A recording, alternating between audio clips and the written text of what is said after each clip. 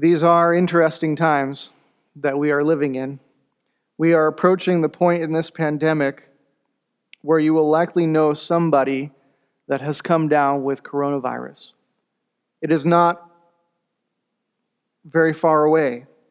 All around the world, there are tens of thousands of new cases breaking out every single day, but it's not on the other side of the world as it was in late December. It's here in Michigan. It's here in our community. Even the numbers are suggesting that we're in the top 5 highest locations for this outbreak in the United States. You can see the exponential rise of the virus here in Michigan, and the experts are saying that the peak is possibly a few weeks away, and this number has doubled every couple of days. Governor Whitmer issued an executive order asking all non-essential personnel to stay home. About 50% of all Americans are stuck at home. Subway service and city transportations have been cut back. Flights from Asia and Europe and then domestic flights were reduced, some canceled. 45 countries have closed their borders and are not allowing people in or out. There was a rush on toilet paper, hand sanitizer, Clorox wipes, rubbing alcohol, and a whole number of grocery items, so stores have been bought out of these items for several weeks. And with everybody home, unemployment is skyrocketing. 401k balances are plummeting as much as 30%, erasing out the gains of the last 3 years. And there are many more things to list, but you get the idea that life around America has drastically changed. Things are not the same this week as they were last week or the week before that. And it has left many people feeling a little bit of unease and perhaps even fearful of the future. People are afraid for the future, for basic interaction. Staying 3 to 6 feet apart is probably going to be the new normal. But in all of this, there is another fear lurking under all of the uncertainty, and is this the beginning of the end that the Bible talks about?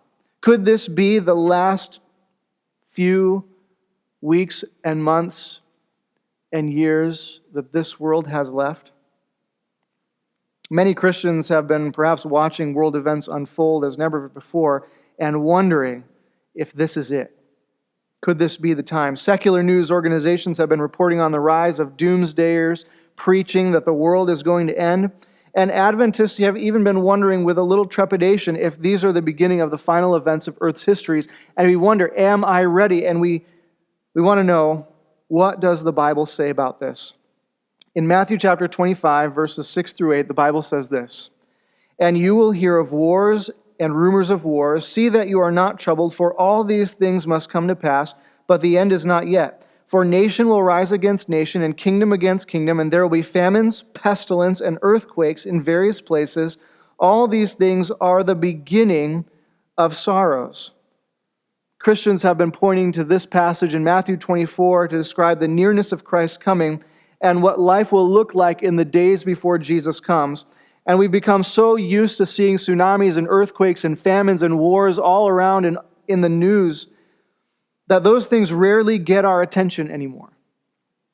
Saw on Facebook there was a post using this passage of Matthew 24, and above the caption of the verse it said, "Australian wildfires, the rain was held back.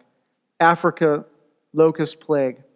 World pandemic, pestilence, COVID-19. Trying to raise alarm of the nearness of Christ's coming. But the fact is that everything in Matthew 24, except for Jesus' return, has already happened and has been happening for a long time. In greater intensity, no doubt, but still happening nonetheless. The Bible doesn't describe the end of the world to produce fear in the minds of the believers, but to prepare us and to produce faith. There's another passage that tells us that the end is near, and that's found in Daniel chapter 2. It's a prophecy that many in our church know so well that outlines the history of the world from the time of Babylon to the second coming of Christ. And Babylon, as you know from the Bible and from history, was conquered by the Medo-Persian Empire, who was followed by Greece, and then Rome conquered next. But instead of Rome being conquered, the Bible said that this nation would divide. And just like the Bible said, Rome splintered away into 10 groups. The nations of Europe today find their history traced back to ancient Rome. The Bible predicted this would happen, but then the next part of the prophecy in Daniel chapter 2, verse 44 says this: "In the days of these kings, the God of heaven will set up a kingdom which shall never be destroyed. And the kingdom shall not be left to another people. It shall break in pieces and consume all these kingdoms, and it shall stand forever." We are living in the toes of this great statue of Daniel chapter 2. We have seen all of these things unfold just as the Bible predicted. If there was anything else that told us the end was near, this passage would be enough. Matthew 24 tells us a little bit of the details. Daniel 2 tells us where we are in the history of this world. According to this passage, though, we've been living in the feet and toes of this image for 1,500 years. 1,500 years is a long time. Since the early 500s, Christians have been awaiting this rock, this eternal kingdom to be set up. And so the Bible provides even more clarification in Daniel chapter 7 with a prophecy that spans 1,260 years. You can find it in Daniel chapter 7, verse 25. Many of the reformers identified who this passage was talking about and correctly identified the dates for this prophecy, which ended in 1798. And as this prophecy ended, we're living in what the Bible calls the time of the end. You can look at Daniel chapter 8, 17, 18, 19, that the time of these prophecies refers to the time of the end. And so since 1798, for the last 222 years, we have been living in the time of the end. People have been preaching the nearness of Christ's coming, interpreting current events in the light of Bible prophecy, and many predictions and applications that have been made have been wrong. For 222 years, we have been looking at events that we have seen as ushering in the final movements of history. But those moments, those events, are all in the past, and we're still here. For example, in the year 1666, many Christians thought the world would end. The number 666 appears in Revelation as a sign of the Antichrist, but aside from that, in London, 100,000 people lost their lives to the bubonic plague. And then with the London fire that destroyed 70,000 of the 80,000 residents' homes, people thought surely this had to be the end of the world. And that's what they were preaching. And yet here we are today. Another time, astrologers in London predicted that the world was going to end by a flood that would start in London. And as a result, 20,000 people left the city to seek higher ground. There have been more than 173 end-time predictions with fixed dates that have all passed by. According to the Bible, we are living closer to the second coming than ever before. Many have suggested that now is the time to run for the hills and buy homes in the countries, to create a distance between society and between us so that we know when the tough times come, we'll be prepared. My point today is not to say that the end is not near. It's not that we've been saying this for so long that we might as well live like we normally do. I actually have no idea when the end time will be. When the end will be. We're living in the end times, the Bible says. But my point isn't that. My point is not that we've been saying these things for 200 years. Let's just keep on living. My point is this. We shouldn't let the news terrorize us into fear and hiding.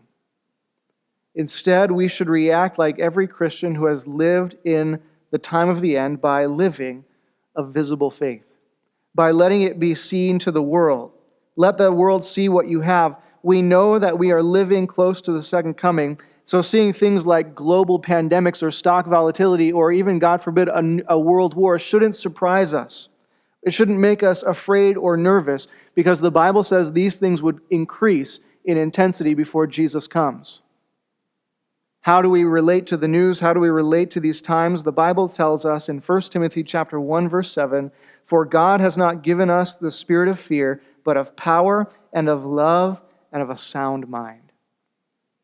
Paul was admonishing Timothy not to be afraid to use the gifts that were given to him, to be courageous. And one Bible commentator wrote that the great hindrance of usefulness is in the increase of our gifts is slavish fear. Fear makes us afraid to use what God gave us to benefit this world. It makes people go into hiding, to run to the hills, to be afraid, to pull away. Fear makes Christians not use their gift. And we ought to be using our gifts until Jesus comes. But instead, God says, don't be afraid. He hasn't given us the spirit of fear. He's told us, don't be afraid. He has given us the spirit of power.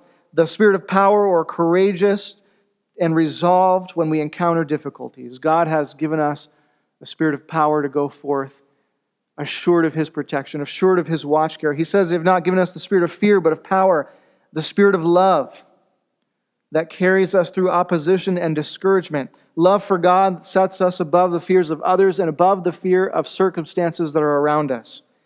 And the Bible says that He has given us the spirit of love. Love for Him, love for our fellow men, love for service. God has given us a sound mind, quietness of mind, peace. We don't need to be worried. Sober, solid thinking. Sound mind to divide the words of truth, to know what these words mean. My prayer for you today is that God would give you this experience. Even in the midst of uncertainty, you would not live in fear,